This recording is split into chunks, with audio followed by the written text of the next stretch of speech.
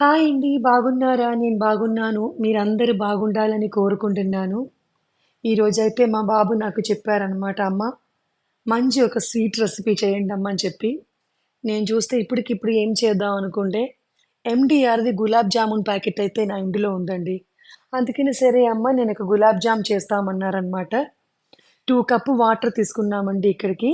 2 cup sugar తీసేసుకొని 5-6 minutes boil అయిపోయిన తర్వాత అందులోకి ఒక ఎలాచీ దంచేసి ఏసామండి.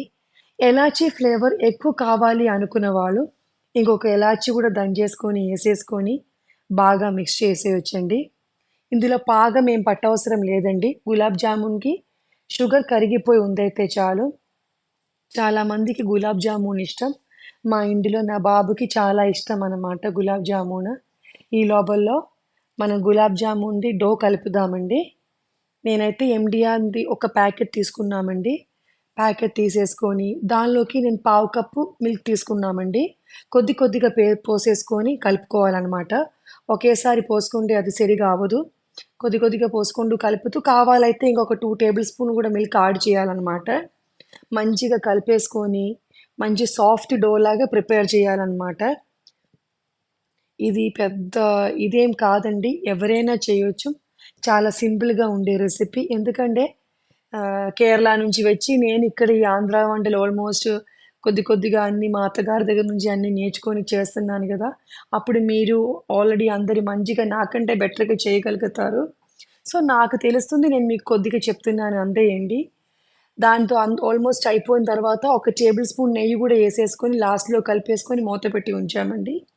ఇప్పుడైతే ఒక బాండీలోకి నూనె యేసేసుకొని, నూనె వేడి ఎక్కిందని చూసుకోవడానికి కోసం ఒక చిన్ని ఉండలాగా చేసేసుకొని యేసేసి చూసామనమాట. చక్కగా వేడి ఎక్కిందనమాట.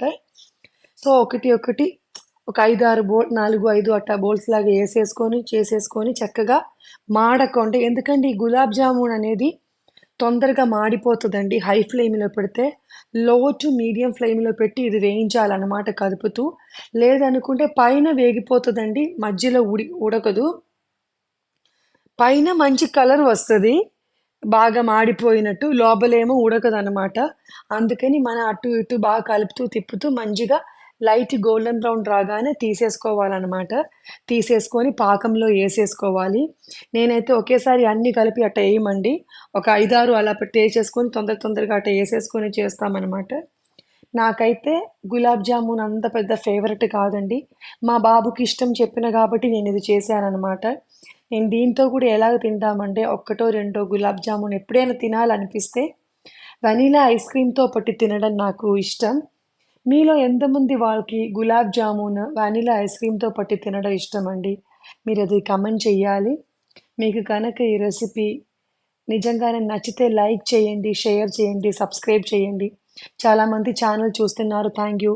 ప్రీవియస్‌గా ఉండే ఫుడ్ రెసిపీస్‌కి డైరెక్ట్‌గా మా దానికి కాంటాక్ట్ అయ్యి మాకు ఆర్డర్ ఇచ్చిన వాళ్ళకి చాలా థ్యాంక్ యూ. థ్యాంక్ యూ అండి.